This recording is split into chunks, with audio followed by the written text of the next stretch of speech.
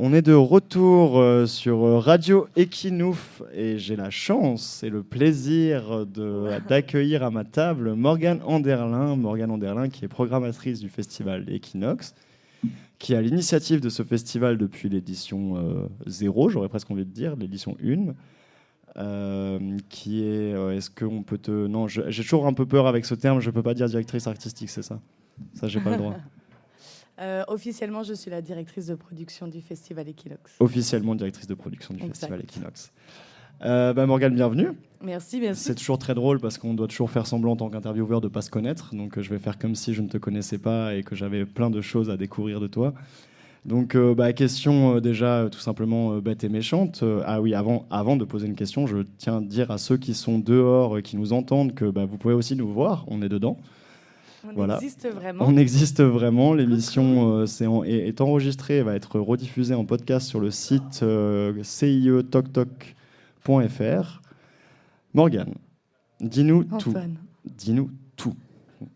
C'est-à-dire, dis-nous tout. Non, je taquine. Dis-nous plus sérieusement, dis-nous comment est née cette envie, ce désir de fonder ce festival à Strasbourg d'une forme que personne ne connaissait, ou très peu de gens en tout cas ne connaissaient en France, en Alsace, particulièrement à Strasbourg. Qu'est-ce qui a été le déclencheur de tout ça?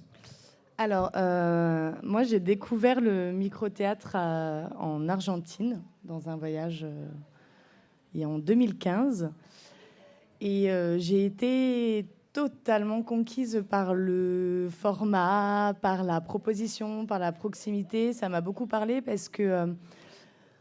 en sortant de mes formations artistiques, que ce soit la musique ou le théâtre, je me questionnais quand même pas mal sur c'est quoi faire du théâtre, c'est quoi d'être avec le public, c'est quoi d'être en lien, tout ça. Et en fait, en voyant le micro-théâtre et en découvrant cette forme qui est quand même particulière, par sa proximité surtout, je me suis dit, waouh, c'est quand même très, très chouette. Et je me suis dit que c'était une belle opportunité de proposer ça en France, en ne sachant absolument pas à ce moment-là si ça existait en France, parce que je ne connaissais pas. Donc je me suis dit, ok, c'est une belle opportunité, je vais voir si ça existe. Je me suis rendu compte que ça existait très très peu en France, donc c'est parti de là en fait. C'est vrai que je viens de réaliser qu'il y a une question que je t'ai jamais posée. C'est que tu dis que tu as découvert ça en Amérique latine, particulièrement en Argentine, mais découvert, c'est-à-dire tu es rentré dans un micro-théâtre, tu as vu une pièce de micro-théâtre, on t'en a juste parlé, qu'est-ce qui s'est passé? Alors, je n'ai pas vu de pièce en Argentine, je suis passée devant le micro-théâtre de Buenos Aires et j'ai rencontré des artistes qui étaient là-bas, qui m'en parlaient, qui m'ont vraiment décrit le concept et tout ça. Et après, après j'ai gardé ça en moi et je suis allée, j'ai fait mes petites recherches et j'ai vu qu'il y avait d'autres choses qui existaient, quoi. Mais à ce moment-là, en 2015, je n'avais pas vu de pièce concrètement. Donc en fait, quand tu as, du coup, rappelle-nous l'année de la première édition d'Equinox? 2018. 2018. Donc en 2018, quand tu as fondé ce festival, finalement, tu n'avais jamais vu de micro-théâtre? Pas en live. J'avais vu des captations, j'avais vu beaucoup de photos, donc je voyais un petit peu la mise en place et comment ça pouvait se faire, mais moi, j'en avais pas vécu directement. D'accord. Et du coup, quel a été... tu as expliqué qu'est-ce qui t'a plu, mais qu'est-ce qui t'a motivé à te dire, OK, en fait, moi, je vais le ramener en France, je vais faire un festival là-dessus, parce que... on a compris l'affection que tu as portée à ce format très vite, mais du coup, à quel point... parce que tu aurais pu juste te dire, tiens, moi, je vais créer une pièce de micro-théâtre et je vais essayer de la tourner. Non, toi, tu t'es dit, je vais proposer un festival de micro-théâtre. Ah alors ça l'envie du festival, je pense que ça, c'est très personnel. C'est vraiment l'envie de faire toujours plus, je pense. C'est que... déjà, faire une pièce de micro-théâtre en 2018, alors qu'à Strasbourg, il n'y avait pas de forme de micro-théâtre, qu'à Strasbourg, il n'y avait que des grandes salles, ça me paraissait déjà compliqué. Donc, en fait, j'ai très vite compris que pour pouvoir faire du micro-théâtre, il fallait que je mette en place un endroit, une espèce de place sereine pour pouvoir faire accueillir ce format-là. Donc, pour moi, le festival était le meilleur moyen d'accéder à ça. D'accord. Et là, avec le temps, maintenant on est à la 5e édition, est-ce que tu peux un peu nous faire, non pas une historique ni une chronologie, mais un peu nous dire d'où vous êtes parti quand même, et où est-ce que vous sentez que vous êtes aujourd'hui, et peut-être où est-ce que vous serez demain, dans 5 ans, dans 10 ans, avec ce festival-là, avec ce format-là? On est parti de rien, hein. Concrètement, on a eu nos 2 premières éditions ont eu lieu à la Maison Mimir, Qu'on salue, qu'on salue fortement, qu'on soutient énormément, clairement. qu'on aime beaucoup. Mais du coup, on est parti de rien. On avait pas de subvention. On avait une toute petite équipe. On avait des super bénévoles déjà à ce moment-là. Mais voilà, on n'avait pas d'artistes qui connaissaient le projet. On n'avait aucune compagnie ou structure autour de nous qui connaissait le micro-théâtre. Donc clairement, première édition, même voire la deuxième, on est parti de quasiment rien. Et même on jouait déjà avec les codes en disant bon, on va tester des choses, on va voir. Et maintenant, à la 5e édition, qui devrait être la 6e, parce que voilà, il y a eu le Covid, tout ça. Mais là, à la 5e édition, clairement, on se rend compte que le format, il prend, parce que quand on envoie l'appel à projet, on a énormément de candidatures. On a plus de 60 candidatures pour 18 places. Donc on se rend compte qu'en fait, le format, il a pris. On a énormément de public qui se déplace, malgré le fait qu'on soit excentré maintenant. On a une équipe de bénévoles extraordinaire. Incroyable. Incroyable. On a une équipe de responsables qui a grossi énormément. Donc on se rend compte qu'en fait, là, le festival, il a pris un niveau qui est quand même assez extraordinaire et qui roule, en fait. Le public est là, les bénévoles sont là, la Maison Bleue est là. Enfin voilà, c'est une équipe qui tourne, quoi. Et du coup, toi qui justement disais tu ne peux pas t'empêcher de faire toujours plus, j'ai posé la question du futur aussi. Comment t'imagines? Alors je ne vais pas poser la question de l'an prochain parce que j'imagine que moi je sais qu'il y a déjà le thème de l'an prochain, je sais qu'il y a déjà des trucs en route pour l'an prochain, mais plutôt justement plus loin. Comment t'aimerais que ça grandisse encore ce festival? Comment t'aimerais qu'il prenne encore de l'ampleur et qu'on ait encore plus de boulot? Surtout que vous ayez plus de boulot, c'est ça qui me fait plaisir. Je ne suis pas sûre d'avoir envie que le festival il prenne une ampleur énorme à l'image des gros festoches comme du Pelpas ou des choses comme ça. Parce que je crois que la force de notre festival, pour le moment du moins, c'est justement sa taille humaine. En fait, je trouve que c'est extraordinaire d'être... En fait, on est entre nous, c'est-à-dire que quand il y a des gens qui sortent d'une pièce, ils vont croiser d'autres gens, donc ça discute, ça échange, et j'ai pas, pour le moment du moins, l'ambition que le festival il soit encore plus gros, qu'on ait encore plus de micro-pièces. Je trouve que là, on est à un format qui, moi, me semble juste et qui me semble totalement en lien et cohérent avec ce que c'est le micro-théâtre. Mais tu trouves quand même le moyen de le faire grossir, mine de rien, parce que cette année, on a eu la chance d'avoir les rencontres internationales qui sont totalement liées à Equinox. Alors certes, qui sont liées tout en étant un peu à côté. Donc voilà, Morgane, cette année, elle a organisé des rencontres internationales. Elle a invité 5 artistes québécois à venir à Strasbourg. Elle a organisé des workshops, des rencontres, des visites de lieux culturels strasbourgeois. Donc ça a été ton moyen, quelque part, de continuer à faire grossir ce festival tout en gardant effectivement l'ambiance du week-end où on est en famille. Donc quelque part, je te connais assez pour savoir qu'il y aura de nouvelles surprises, de nouvelles choses qui seront... par exemple, je sais pas, je spoil peut-être un peu, mais il y a eu donc nous on s'appelle le festival Equinox parce qu'on fait le festival pendant l'équinoxe ou plus ou moins proche de l'équinoxe. Je sais où tu vas en venir. Là, je te laisse compléter dans ces cas-là. Que le festival Equinox, il a lieu en septembre chaque année. C'est l'équinoxe d'automne. Et qu'effectivement... Il y a 2 équinoxes par an. Il y a 2 équinoxes par an. Peut-être que vous ne le saviez pas, je vous l'annonce. Il y a 2 équinoxes dans l'année, l'équinoxe d'automne, l'équinoxe de printemps. Ça, c'est pas moi qui l'ai décidé, c'est l'univers. Et de ce fait, effectivement... Donc oui, ça va peut-être un peu prendre de l'ampleur. Effectivement, nous travaillons sur un équinoxe de printemps qui sera, lui, plutôt sur une seule journée pour le moment. Mais effectivement, on travaille plutôt sur... En fait, le festival ne va pas grossir sur l'équinoxe d'automne en septembre.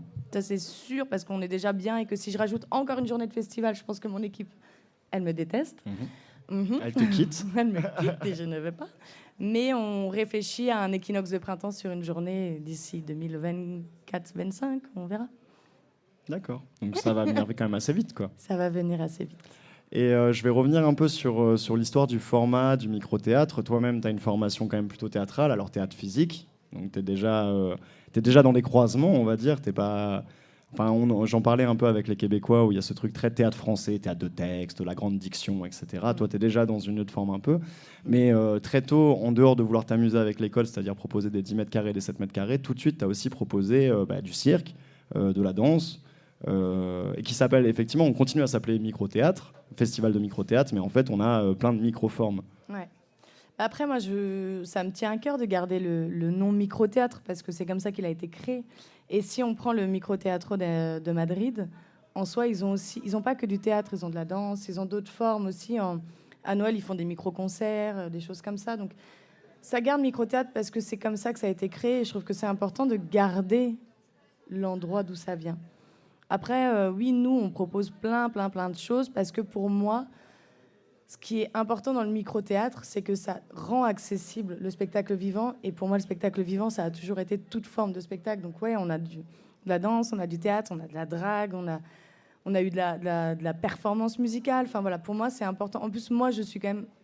Ok, je fais du théâtre de corps, mais je fais aussi de la musique. Donc pour moi, c'est important, en fait, qu'on puisse s'ouvrir à travers notre festival plein de disciplines. Et peut-être qu'il y a des gens, ils vont découvrir, grâce à Equinox, je sais pas, du cirque.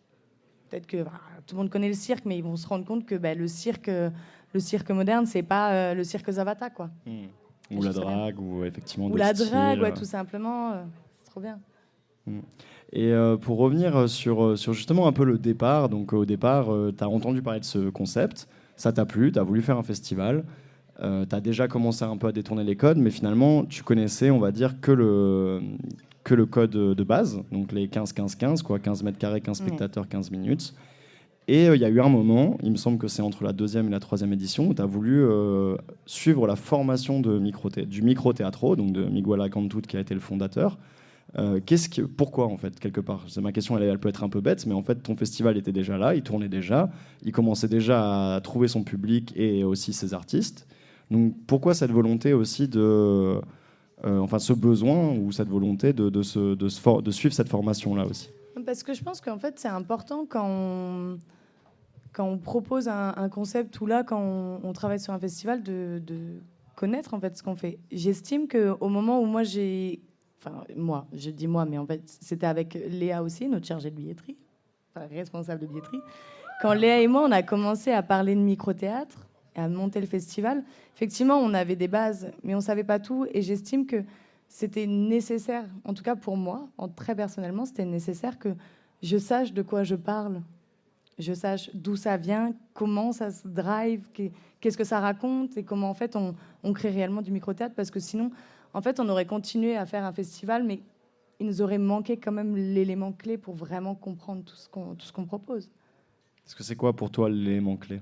Parce que je pense, je suis désolé avant que tu répondes, je pense que pour beaucoup de gens, de spectateurs, de bénévoles, de gens qui découvrent seulement maintenant, le 15-15-15 leur suffit comme code et comme élément clé. Complètement, mais en ayant suivi la formation, j'ai aussi pu me rendre compte, c'est quoi en fait de faire jouer des actrices pendant 15 minutes 7 fois?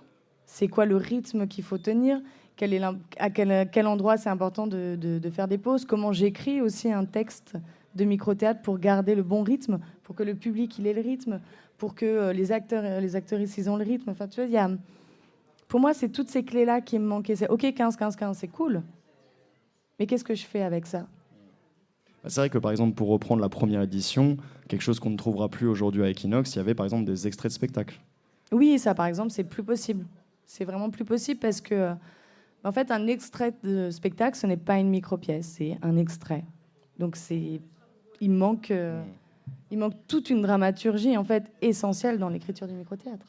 Justement, j'en parlais à Samuel, donc un des Québécois, qui me disait que chez eux, c'était donc ça n'existait pas du tout pour le moment le micro-théâtre. Non, mais on arrive. Que tout ce qui va être un peu forme courte, etc. C'était très souvent des extraits de spectacle au final, des bouts comme on fait des sorties de résidence, des choses comme ça. C'était un peu ça, quoi. Mais en soi, chez nous aussi, en quelque sorte, c'est-à-dire que on a quand même beaucoup d'artistes qui vont faire des sorties de résidence, qui vont montrer une ébauche de spectacle, qui au final va continuer de grandir. Donc en soi, c'est aussi une culture qu'on a, nous. Oui. Ouais. C'est vrai que là, je vois une artiste qui vient de s'installer, qui est partie d'une micro-pièce et qui maintenant fait une pièce de 45 minutes. Oui, par exemple. Mais elle ne m'écoute pas vraiment, je crois. On parle québécois, je prends l'accent québécois. Non, elle est obligée de prendre tous les accents du monde, Morgane, forcément.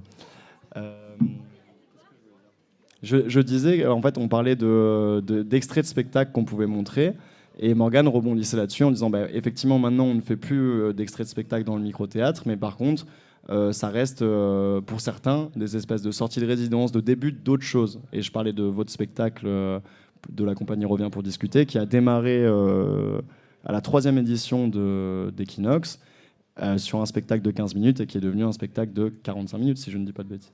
50. Voilà. Non, 50, pardon. Excusez-nous. Mais on peut faire du Voilà. 50 L'an prochain, minutes, ce sera 1h15. 50 mètres carrés, 50 personnes. Mais Ah bon, bon, tu penses? non. On pourrait. Est-ce que c'est vrai ça, parce que tu as décliné en inférieur, tu voudrais décliner en supérieur, un 20 mètres carrés, 20 minutes, 20 spectateurs par exemple? Non, je pense pas, parce que en fait, le 10 et le 7, ils sont nés de la première édition d'Equinox. Enfin, la première et la deuxième édition, on avait le 10 et le 7. Quand moi, j'ai suivi la formation et que j'ai compris, en fait, c'est vraiment 15-15-15, j'aurais pu enlever le 10 et le 7, mais je me suis rendu compte qu'il y a énormément d'artistes, par exemple les marionnettistes ou certains danseurs, ou le drag show, en fait, qu'on a eu hier, Mélancolia Marley, en fait, qui sont à la recherche de formats comme ça. Du coup, effectivement, on est moins dans les codes très rigides du micro 15-15-15, mais quand bien même, le 10 et le 7, ça permet à des artistes qui n'auront pas accès à d'autres endroits de pouvoir jouer. Plus du 20 minutes, on en trouve, du 25 minutes, on en trouve. Donc, je ne vois pas l'intérêt que nous, dans le festival, on aille au-dessus. Par contre, proposer des formats courts, oui, complètement. Ok. Maintenant, je vais poser une question à la programmatrice. Par rapport, en fait, ce qui me... Alors déjà, tout simplement, comment tu fais ta programmation, mais surtout, comment tu fais ta programmation maintenant que tu es formé au micro-théâtro et que tu as quand même une vision assez précise de ce que tu aimerais, surtout pour les 15, parce que comme on le disait, les 10 et les 7 sont un peu plus libres. Comment tu fais ton choix, en fait, parce que finalement, tu ne reçois pas forcément les textes. Donc tu sais pas si ça a été écrit vraiment dans les... Et encore une fois, le micro-théâtre est très peu connu en France. Donc du coup, la plupart des artistes qui postulent n'ont jamais fait de micro-théâtre finalement. Donc c'est vraiment un peu à toi j'imagine, prendre des risques aussi. Mais raconte-nous un peu comment ta programmation, tu la décides. Alors, c'est compliqué. En général, vers le mois de mars-avril, j'envoie l'appel à candidature dans lequel les règles sont posées. C'est-à-dire que on va bien dire, dans le 15-15-15, c'est 2 personnes, enfin deux personnages, 2 comédiens. Et il y a aussi du 10, il y a aussi du 7 qui est plus libre. J'envoie l'appel à projet, je demande des éléments forcément. Et en juin, quand je clôture les candidatures, je regarde tout ce qu'on a reçu. Et j'avoue, après ça, forcément, c'est mon feeling aussi qui va parler, c'est mes coups de cœur. Donc, je vais en sélectionner une grosse partie en me basant sur tous ceux qui me proposent des 15 mètres carrés, s'il y a un personnage, ou 3 personnages, ou 4 personnages, ou 5 personnages, ou 15. Ça fait un premier tri, quoi. Ça me fait un tri. Malheureusement pour eux, mais moi, ça me fait déjà un tri. Après, je regarde ce qu'ils proposent. Je fais toujours en sorte que dans une journée, je pense que, en tout cas, j'espère que le public l'a remarqué, que dans une journée, on essaie quand même de proposer plein de formes artistiques différentes. Je ne vais pas proposer dans une journée que du théâtre et le lendemain que de la danse. Ça, pour moi, c'est impossible. Donc ça aussi, ça joue. Il y a la disponibilité de chacun. Je demande la dispo. Et voilà. Donc il y a beaucoup là-dessus que je me base. Et après, le feeling, moi, en tant qu'artiste, ma sensibilité, elle prend le dessus aussi. C'est-à-dire qu'il y a des thèmes où, clairement, très égoïstement, il y a des thèmes, je n'ai pas envie de les avoir dans mon festival. Et Du genre, on veut savoir. De quoi on ne peut pas parler à Equinox? De quoi on ne peut pas parler à Equinox? Tu fais de la censure, on l'apprend aujourd'hui. Bravo. Alors, il n'y a pas tellement de censure en soi, parce qu'il y a quand même eu des spectacles où, clairement, moi, je n'étais pas pour. Mais ce qui se passe, c'est qu'on a 18 places. Sur 3 jours, on a 18 places. J'essaye d'en sélectionner entre quasiment 25. Et j'en parle avec mon équipe en leur disant, voilà, eux, les 18 là, je les adore. Il en reste quelques-uns. Est-ce qu'il y en a dans les 18 que vous ne le sentez pas et on essaie de travailler ensemble? Clem, elle me fait ça, mais parce que Clem, je ne lui demande jamais. Clem ne fait pas vraiment partie de l'équipe. C'est ça. Mais donc oui, effectivement, forcément, il y a une sensibilité. Après, voilà, je suis pour que tous les sujets puissent être mis sur scène, mais forcément, il y a des choses où moi, je suis moins à l'aise, où il y a peut-être des performances qui vont moins me toucher. Je ne veux pas les programmer parce qu'il y a d'autres choses à côté où je me suis dit, waouh, ça a l'air génial. Malheureusement, des fois, les waouh, ça a l'air génial, ben, je me plante. Hein. Mais c'est compliqué quand même parce qu'en soi, tu vois pas le spectacle. Je ne vois pas le spectacle, j'ai des captations. Ah, t'as quand même des captations. J'ai des captations, pas pour tous, j'ai des captations. Si moi j'ai une interrogation, je vais leur écrire. Je vais demander est-ce que je peux avoir la captation, est-ce que je peux avoir plus d'infos, je peux avoir le texte. J'ai quand même beaucoup qui m'envoient le texte maintenant. Donc, est-ce que tu as vraiment le temps de lire les 60 textes qu'on t'envoie? Et non. Mais, par chance, sur les 60, il y a toujours 10 ou 12 spectacles qui sont non-verbales. Donc ça, c'est cool. Donc j'en ai pas 60 à lire. D'accord, ouais. Donc t'en as quand même 50 ou 40, quoi. Ouais. Tu as parlé justement un peu du côté pluridisciplinaire et je vais te partager un retour qu'on m'a fait hier soir de 2 spectateurs qui venaient pour la première fois, qui ont pris la micro totale, c'est-à-dire qu'ils sont allés voir les 6 pièces et qui m'ont dit, ils m'ont dit plein de choses, mais ils m'ont surtout dit, c'est marrant parce qu'on a enchaîné 6 spectacles et je me rappelle de chaque spectacle distinctement. Trop bien. Et du coup, c'était aussi justement, je pense, lié au fait que les formes ne se ressemblaient pas, parce qu'il y a quand même un thème commun. Donc cette année, c'est lignées mouvantes. C'est des fois la peur de, je pense, presque plus de spectateurs de se dire ah ouais, mais en fait, il y a le même thème, je vais entendre 6 fois la même chose, quoi. Et là, le fait que, déjà, je pense pas que ce soit forcément une vérité, mais aussi le fait que ce soit des formes différentes. Hier, il y a eu du drag, de la danse, du théâtre, un micro-concert, fait que, voilà. Alors, les gens étaient capables de me dire salle bleue, salle rouge, pas forcément le nom de l'artiste ou quoi que ce soit. Ça, c'est des petits points à corriger. Mais en tout cas, ils m'ont quand même dit je pars avec les 6 spectacles, quoi. Ça, c'est trop bien. En fait, c'est en quelque sorte, c'est une volonté. C'est-à-dire qu'effectivement, si dans une soirée, en 3h30 de temps, vous allez voir 6 spectacles de théâtre, peut-être qu'au bout d'un moment, déjà, se prendre du texte, ça, c'est pas forcément toujours facile. 6 textes avec 6 thématiques différentes, faut les tenir. Donc, je trouve que proposer plein de formats, c'est justement ça. En fait, ça permet d'aérer. C'est-à-dire que hier, on a eu Diff, qui est une chanteuse, qui, pendant 10 minutes, chantait sur sa dépression. Et chaque session était différente. Mais je trouve que, en fait, ça nous permet aussi une espèce d'aération entre, je vais voir un spectacle qui parle peut-être du deuil, et là, je vais voir un spectacle de théâtre qui parle de la rupture. J'ai une petite nénette qui est en train de me chanter sur sa dépression, et de manière très drôle. Enfin, du coup, c'est de proposer plusieurs formats, ça permet d'aérer un petit peu notre parcours. Et du coup, justement, est-ce que ça, c'est quelque chose que tu transmets à la billetterie par rapport au parcours? Tu leur dis, me mettez pas 2 pièces de théâtre qui vont se suivre qui vont se suivre, quoi. Plutôt, là, il y a une pièce de théâtre à 15 et à 30, du coup pas 30, mais on va dire 35-40. Vous mettez plutôt là de la danse et puis après vous me remettez. Enfin, tu vois, pour que. Est-ce que ça, c'est quelque chose que tu transmets? Est-ce que c'est quelque chose qu'ils font naturellement ou personne n'y réfléchit et le hasard des choses fait que c'est bien fait? Non. Moi, je transmets rien à la billetterie. Okay. Enfin, je transmets rien. En fait, moi, la billetterie, je leur donne, je place mes salles, je leur dis, voilà, dans telle salle, il y a ces spectacles-là. Et concrètement, c'est Léa, des mois à l'avance, quand elle a ma programmation, qui fait tout le parcours. Et en fait, Léa pense tout son parcours en départ de cascade pour que rien ne s'emboîte et que justement, il y ait des logiques de parcours pour le spectateur. Donc, c'est à Léa qu'on doit dire merci. Ouais, clairement. En fait, Léa, sur son travail de billetterie, elle fait un travail incroyable que moi, je n'aurais pas pensé faire. Et justement, là, elle a cette vision-là de pouvoir dire, OK, j'arrive à créer des départs et à créer des horaires pour faire en sorte que les spectateurs, ils soient guidés dans différents formats et qu'ils ne vont pas se taper du théâtre, à moins que le spectateur dise, je vais voir que du théâtre.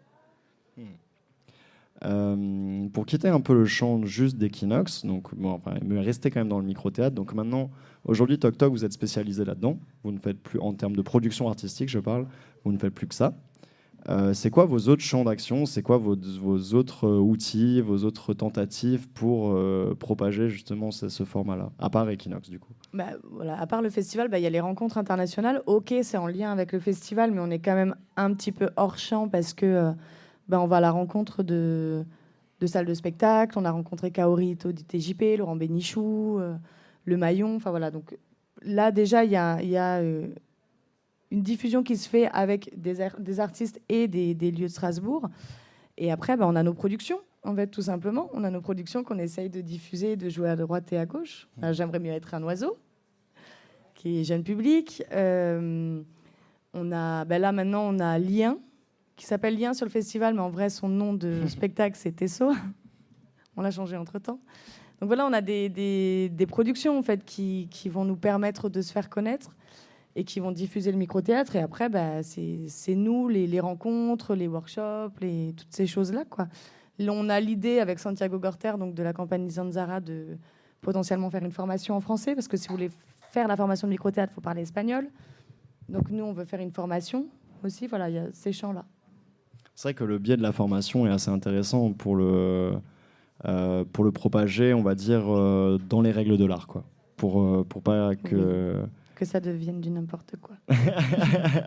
Du n'importe quoi, oui et non, mais en tout cas qu'effectivement, un esprit reste, en fait, parce que je pense que ce qui est important aussi, en dehors du 15-15-15 et ce qu'a apporté la formation, c'est aussi tout le fond social, l'historique, en fait, qu'est-ce que ça raconte, l'enjeu économique, l'enjeu social, Oui, l'enjeu écologique du micro-théâtre, auquel on ne pense pas forcément quand on se dit 15 mètres carrés. Enfin, je sais que, par exemple, il y a des artistes qui vont arriver, qui vont proposer des scénographies très lourdes ou beaucoup de changements en régie, des choses comme ça, qui vont demander un régisseur. Et ça, c'est quelque chose qui au micro-théâtre n'existe pas vraiment. Alors, on peut toujours se débrouiller. Voilà. Ici, on a des ouvreurs magnifiques et incroyables qui font un super boulot pour les quelques artistes qui ont besoin tout simplement juste d'un fade-out ou juste d'éteindre la lumière, voilà, des trucs comme ça. Mais c'est vrai que la technique doit rester très légère aussi.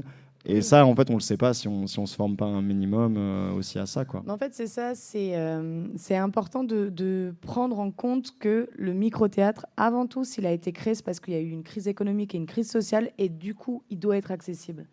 Alors, rien ne n'empêche de faire des scénographies de dingue avec très peu de moyens. Je veux dire, là, on a Jeanne qui nous a fait une scéno à partir de bouteilles en plastique, de la récupération. En fait, ça coûte rien. Enfin, si ça lui coûte du temps et de l'énergie, certes. Mais ça coûte rien financièrement en soi. Donc, on peut faire des... En fait, c'est ça, moi, que le micro-théâtre, je pense, m'a appris aussi. C'est qu'on peut faire des scénographies de dingue. On peut amener le spectateur dans un espace incroyable, avec peu de moyens, et du coup rendre tout ça accessible financièrement, économiquement, clairement. Enfin voilà, c'est ça en fait qui est important quand tu suis la formation, c'est ça que tu vois et que tu comprends. Moi, j'ai une question qui n'a plus rien à voir, mais peut-être que tu as encore envie de dire quelque chose que j'aurais oublié de t'interroger, ou que tu sens qu'il faut encore dire un mot sur le festival, sur les rencontres, sur le micro-théâtre en général. Je pense que c'est pas mal. Donc ma question, c'est l'an dernier, je vous ai demandé à toute l'équipe de me trouver un jingle. J'ai dû attendre que des Montréalais arrivent à Strasbourg pour enfin trouver mon jingle de radio.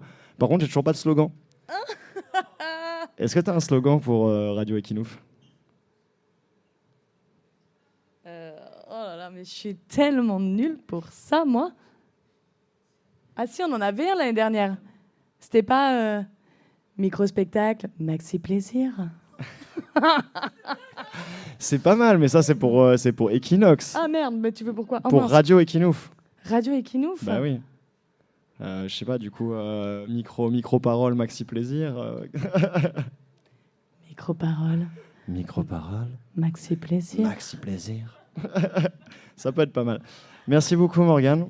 Je veux juste finir en remerciant tout le monde. Tu veux faire une conclusion, c'est ça? Je veux faire une conclusion. Madame la Présidente. Non, elle est là.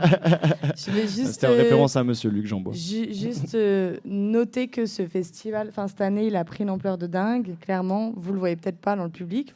En tout cas, nous en interne, on le sent, mais qu'on a vraiment une équipe extraordinaire, incroyable, de responsables qui font un taf de dingue. Vraiment, les responsables font un travail extraordinaire. C'est saucisse. C'est saucisse. C'est saucisse. So banger. Les bénévoles sont oufissimes cette année, ils sont vraiment, vraiment hyper présents et ils nous font vivre le festoche comme il faut.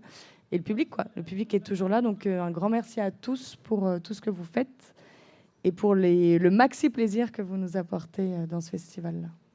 Merci Morgane. Radio Equinouf, c'est bientôt fini. Je vous réserve une dernière petite surprise d'ici, je pense, 5 minutes, le temps qu'on s'installe. Et puis après, place encore aux dernières micro-pièces. Et puis au concert ce soir, on accueille Womix, collectif de DJ exclusivement femmes. Ouais. Voilà. Merci beaucoup. Merci.